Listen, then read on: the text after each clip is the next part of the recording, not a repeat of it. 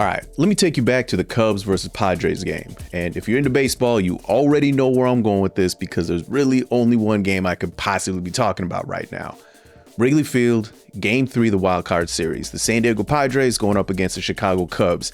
And this game would decide who moves on to the division series. It's the top of the ninth, full count, and the Padres' Xander Bogaerts is at the plate. Pitcher pulls back, throws a fastball, and if you're watching on TV, you can see the strike zone box, and that pitch doesn't look like it makes it into that box. It looks real low. Anyway, Bogaerts doesn't swing, and since this looks like it would be ball 4, he kind of starts to take his walk to first base. But then the umpire calls it a strike.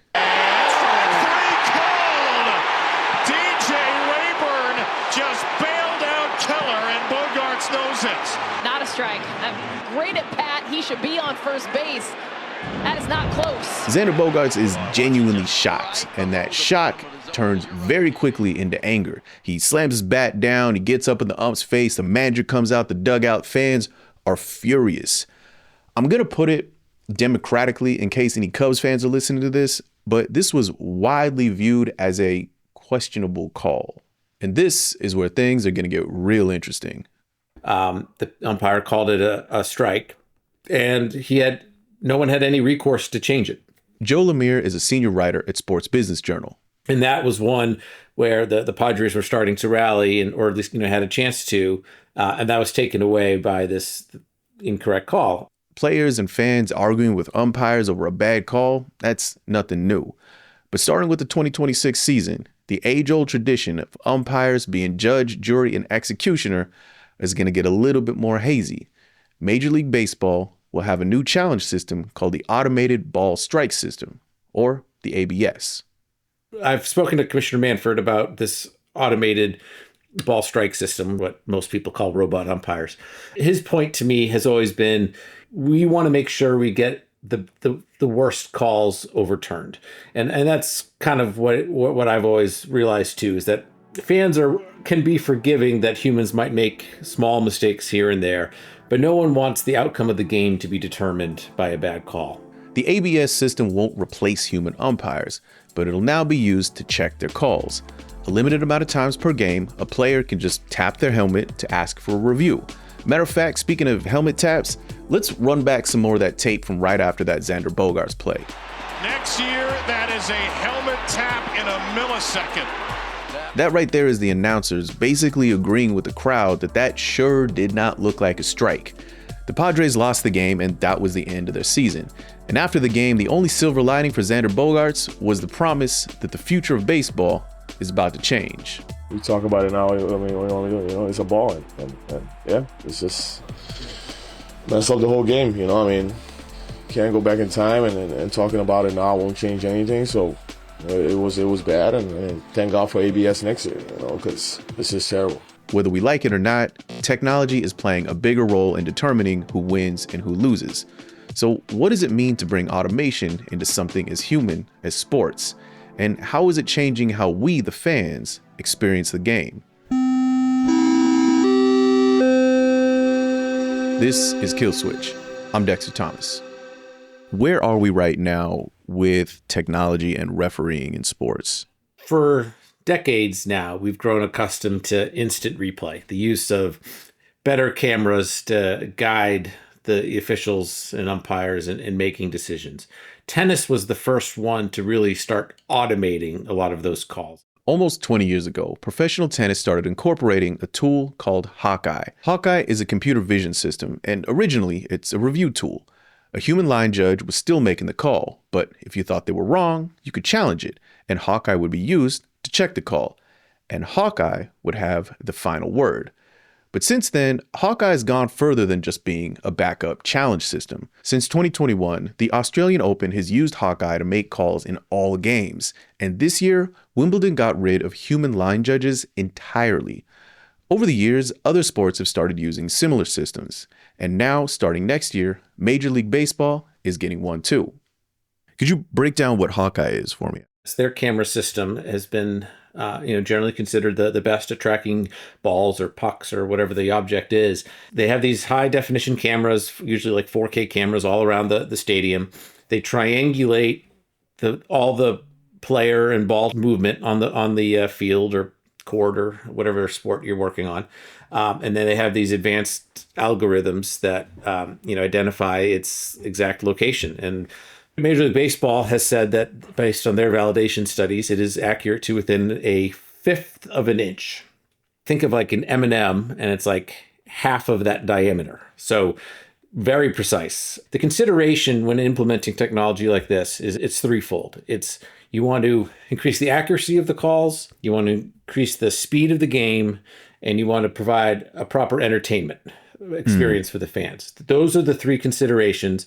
And depending on the type of sport and the type of competition, you may choose differently. But different sports have different needs. The NFL doesn't use Hawkeye to decide every call on the field. It's mostly running in the background. And this year, it was mainly there to measure first downs. The Hawkeye cameras at every NFL stadium have replaced the chain gang. How antiquated was it that these guys are running out onto the field carrying two poles tethered by a 10-yard chain and like putting it down and measuring it to see if it's a first down. Now the Hawkeye cameras automate that. Technology, and it's a first down, as you see there. There's the virtual measurement, and there was the line to gain. If it is short, you're going to see how short they were. And every time they do it, the NFL says it saves like 30 or 40 seconds. I'm actually surprised. The data says that the chain gang actually comes out less than once a game, like on average. At the moment, it seems like a huge investment for a very small payoff, but it's like 12 chain gang measurements across the entire NFL every week. But if you're talking like, say, 30 seconds, it saves 6 minutes every Sunday. So it's not like Hawkeye has completely changed the modern game of football. So why are they using it at all? Well, it might have something to do with the fact that people are becoming much less okay with the fact that human referees are human who can make mistakes. So knowing that there's some sort of non-human neutral arbiter in the background there somewhere could put fans at ease. A number of the reasons for bringing on technology have been precipitated by an obvious error in a big spot. There was a U.S. Open match between Serena Williams and Jennifer Capriati 20-something years ago, where a few terrible calls against Serena Williams were so bad. Oh, no. Hawkeye, please. Now, this was called out by the linesperson. Give me a break. Well, this is ridiculous. Those bad calls meant that, the following year's U.S. Open, Hawkeye was there. And there was, in the 2010 World Cup, England was playing Germany, and Frank Lampard scored what anyone could visibly see was a goal, except to the official on the field. Lampard! Brilliant! It was in now! That's surely crossed the line! It's not been... Here we go! Oh! It's so far in! Was it FIFA don't want? Technology. Thanks very much. And then all of a sudden, goal line technology came about. And so I think generally, the earlier implementations of technology were in because of an outcry of something that was a terrible call. Have you seen any high profile mistakes that technology has made in refereeing? Yes. The technology is certainly not infallible. Anyone who has a printer knows this. Wimbledon had some high profile problems with it. That was actually because someone accidentally turned the system off. It wasn't because the system wasn't working the way that it was supposed to. Somebody accidentally toggled the on-off switch in the wrong direction. There have been a few times where, leagues or technology providers have had to say, hey, we got something wrong. I think particularly there have been a few in soccer. So technology-assisted refereeing has been pretty successful in tennis, and a lot of people are excited for it to come to baseball. But soccer shows us where it can cause some problems. VAR in soccer in Europe is probably sort of case study number one of something that hasn't been as successful as I think most people thought it might be. VAR stands for Video Assistant Referee, and it's basically an instant replay system. VAR has been around for about a decade, but it's not always popular. There is a room off-site where a designated official is studying the different monitors, different angles, different viewpoints, and in communication with the referee on the pitch to sort of collaboratively make the decision as to whether something needs to get overturned. The issue that a lot of folks have had is that VAR hasn't always been as successful in getting calls correct as people would like. And it also can be kind of a tedious process. Some of these delays have gone on pretty extensively. And that's just, it disrupts the whole flow of the game. A poll by Ipsos last year found that half of English soccer fans believe that VAR has had a negative impact on their experience of the match. When Joe talks about those considerations that sports officials need to have when they're incorporating technology, the accuracy, speed, and entertainment, some soccer fans don't seem to think that it's hitting any of those metrics properly. A former Premier League referee that we spoke to said that it's not necessarily always the VAR itself. It's that VAR is applied inconsistently across matches, and that VAR is really most useful when there's already a very clear and obvious error that should have been caught. There was talk, I believe within the last 2 years, whether the Premier League would even fully discontinue it. They ultimately decided to keep it, and I think that was the right decision, because even if it's not as successful as fans would like, it's still better than the alternative. Like going back to just what the human referee sees in the moment, that's asking an awful lot of one individual with two eyes covering a field that's just massive, with athletes who run incredibly fast. They don't always have the best vantage point as hard as they try to. So having an extra support system is good. At the end of the day, the technology is, whatever its accuracy level is, it's still going to be better than what the human eye can see. So even if it isn't perfect, leagues in almost every major pro sport are at least experimenting with this kind of refereeing technology. So how do the umpires feel about this technology? Well, I certainly made some calls to try to speak to them about this. No one would speak on the record. And it's hard to say, so it's hard to know exactly how they think. The one sort of like public piece of evidence that we have is that the collective bargaining agreement that the umpires have with the league allows for this to happen. So even if the umpires didn't want the system, they agreed to it, right? They have been compensated in some sort of way that they are on board with the system being implemented. So that's like the only thing we know for sure. I think on one hand, these are competitive people. If anyone working in sports, whether a player or otherwise, is going to be competitive. And, there's some degree of not wanting to get shown up by a system. But on the other hand, especially how often we've seen vitriol spewed at, officials and umpires, I think them not being blamed for a bad call, the fact that there's now recourse for their biggest mistake getting corrected, I think in some ways might be a little bit of a relief. Now, this is an area where the technology could really change sports and the culture of how we experience them.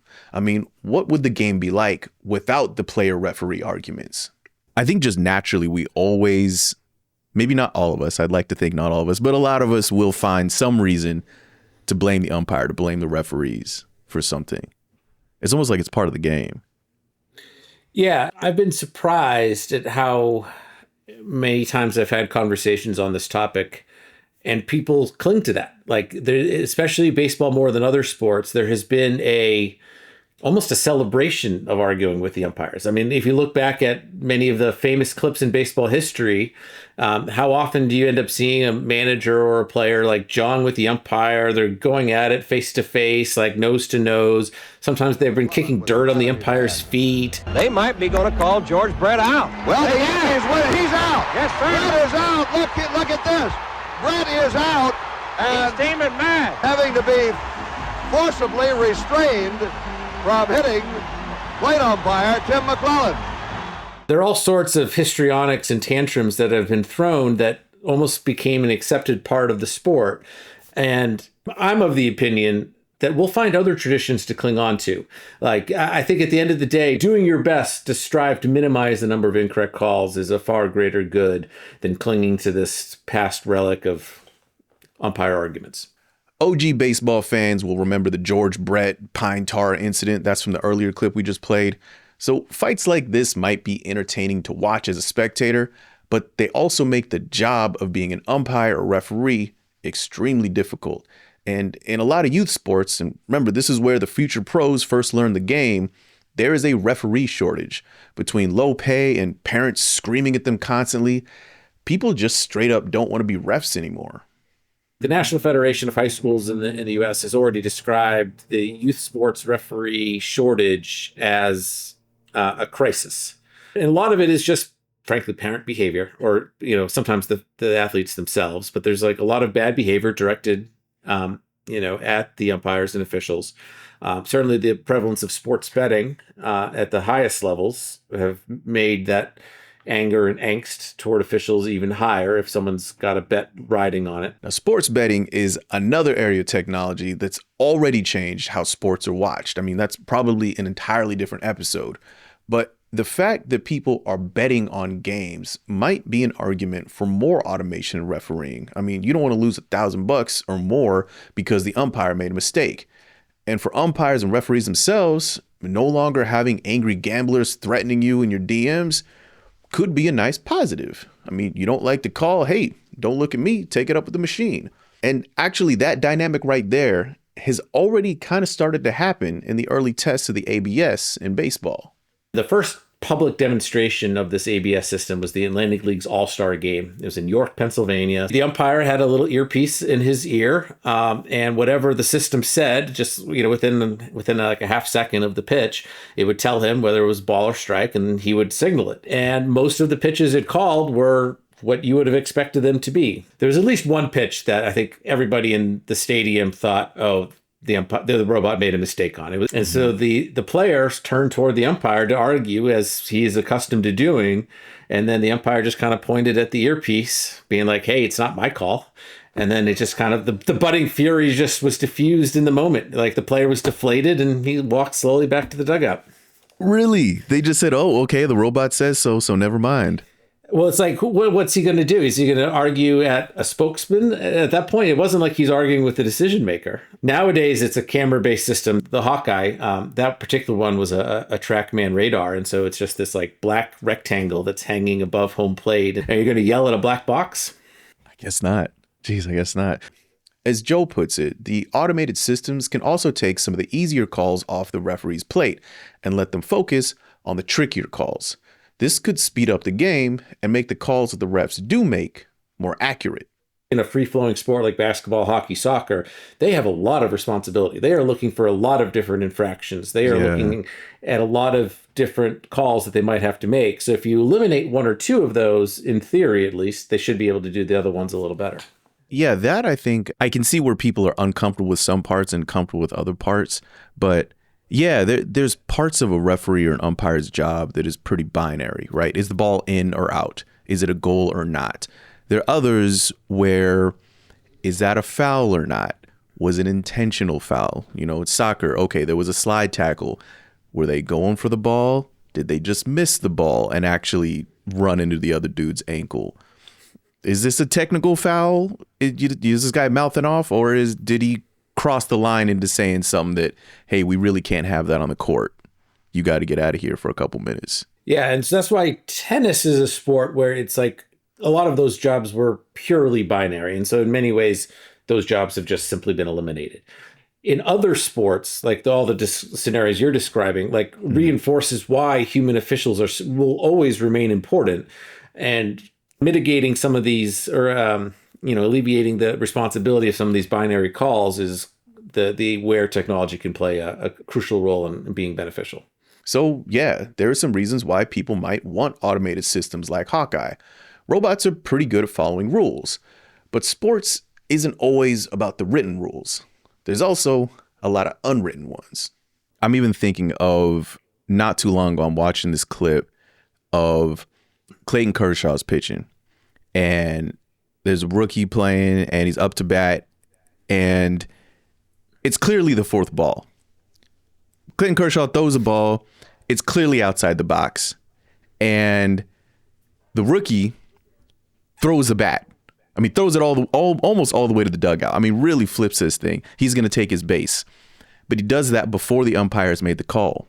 Ooh, Caro tossed the bat, but it was called a strike. Umpire calls it a strike. It's not a strike. Like it was not a strike. And you can hear the announcers essentially suggesting, you don't do that. Yeah, there's a certain etiquette of the sport that it seems to have been ingrained. And I think most umpires are professional and do a great job, but there certainly have been times where showing up the umpire, it's not going to help you get the next call. It's just part of how it works. I'm looking at the comments in the comment section of this video, and it's really, really interesting because you've got some people who are saying, we can't get robo umpires fast enough.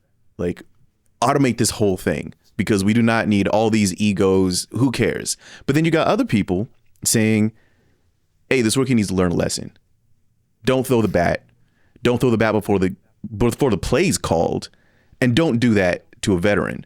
So much of this is baked into the sport, and I'm sort of surprised at how many people like this human element to it and the tradition part of it. And that's why Major League Baseball is not, it certainly has the technology that's capable of calling every pitch, but it has decided on this challenge system because overwhelmingly the league asked players and fans which kind of system they preferred, and fans and players were very steadfast in saying they wanted the challenge system. So again, not everyone is down with completely removing humans from judging sports, even if it might result in more accurate calls.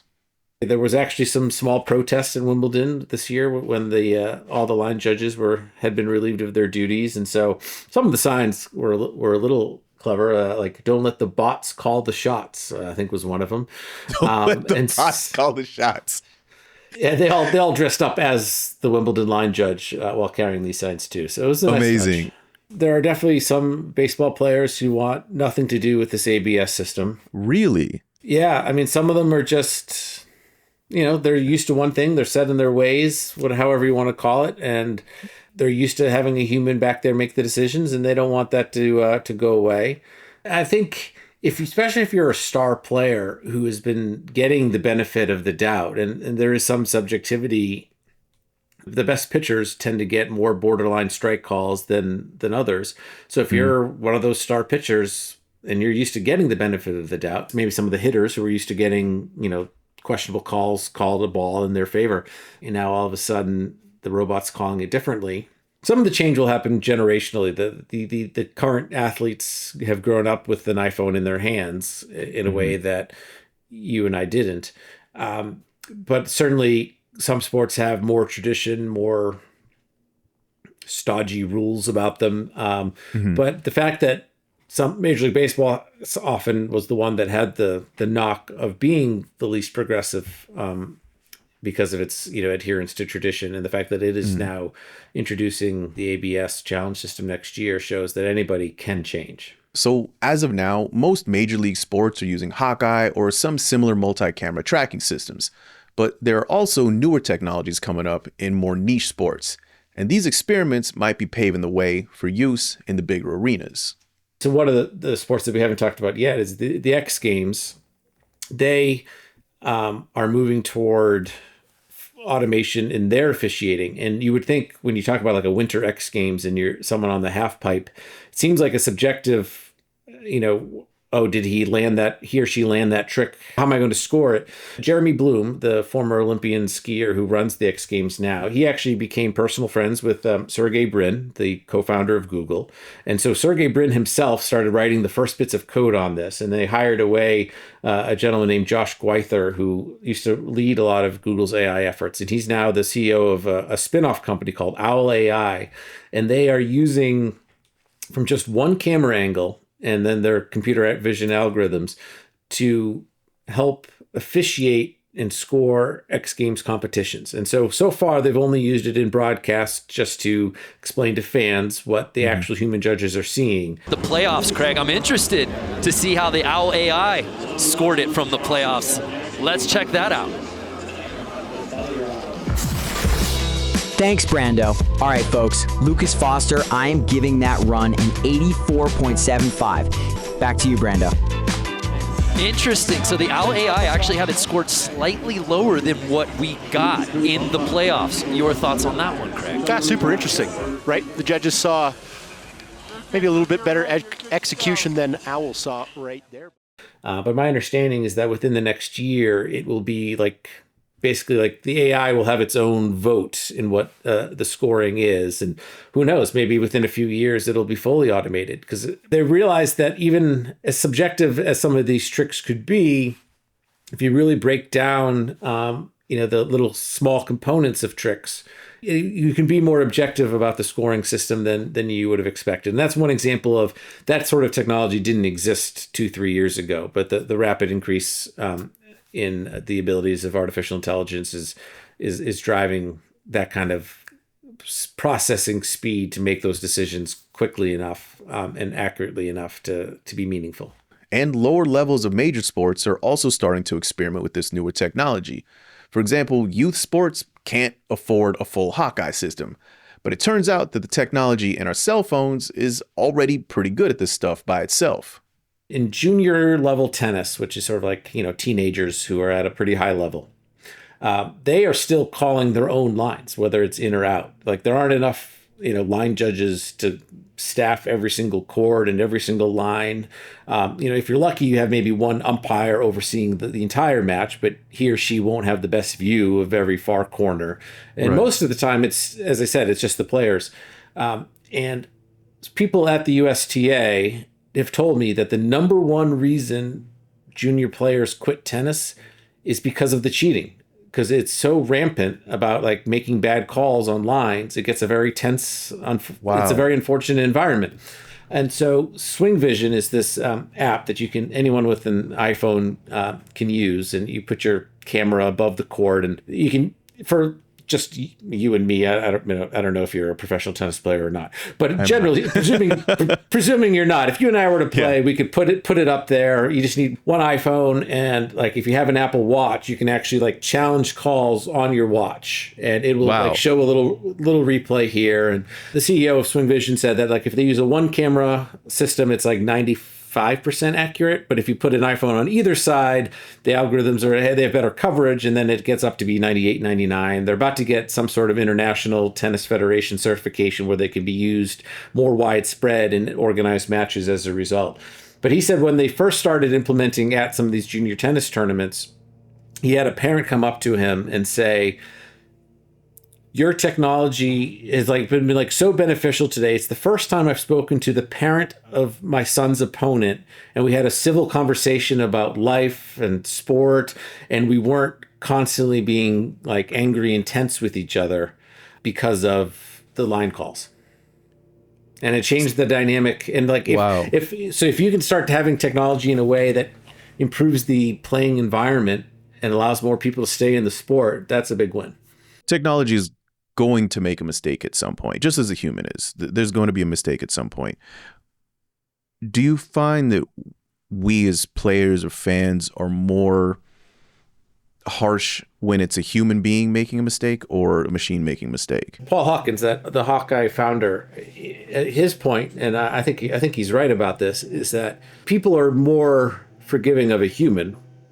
Like the expectation and the standard that technology gets held to is much higher, and it's a much bigger problem when the technology makes a mistake.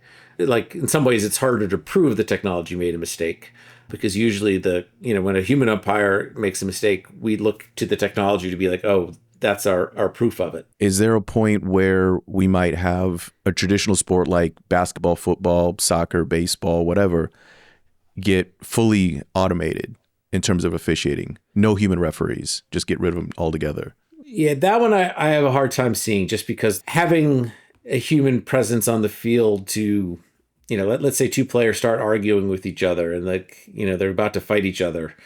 I suppose we could have a humanoid robot suddenly step in but that seems pretty Don't give me any far-fetched. ideas. Yeah. So I think that's an extreme example, but just there are a number of examples where we're far away from robots fully replacing human umpires. But just like AI can, and anybody's daily office job can help with operational efficiencies and make you, better at your job overall by taking something off your plate. I think that's the kind of relationship we're looking at here, where the umpire or the official will be able to delegate some of the work to the machine so they can be better at the other parts of the job. Okay, before we close this out, I have two favors I want to ask of you, but there's a kind of a backstory here first. So I have this really hazy memory of watching a video game commercial. I want to say it was the early 90s, and I want to say that it was like Super Nintendo or Sega Genesis, like that era.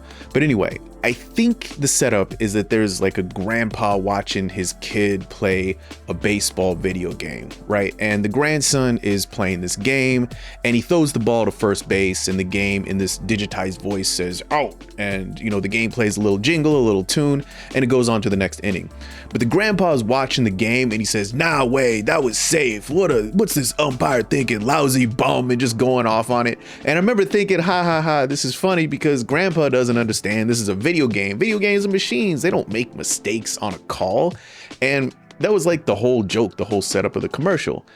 It never occurred to me that we would have actual machines judging the real sports. So my first request is I would love to hear from other people who watch or who play sports. What do you think about automated refereeing? What would you think about seeing it in your favorite sport? I'm really interested in seeing what people think. And my second ask is, if you know what this game is, please tell me. I don't think I made this up out of thin air, but I'm starting to think that maybe I just hallucinated it. And you would make me feel a lot better if you can actually tell me what this commercial is. So if you could tell me what it is, please find a way to comment it to us. I will shout you out in the next episode, and I'm very serious about this. And that's it from us. Catch you in the next one.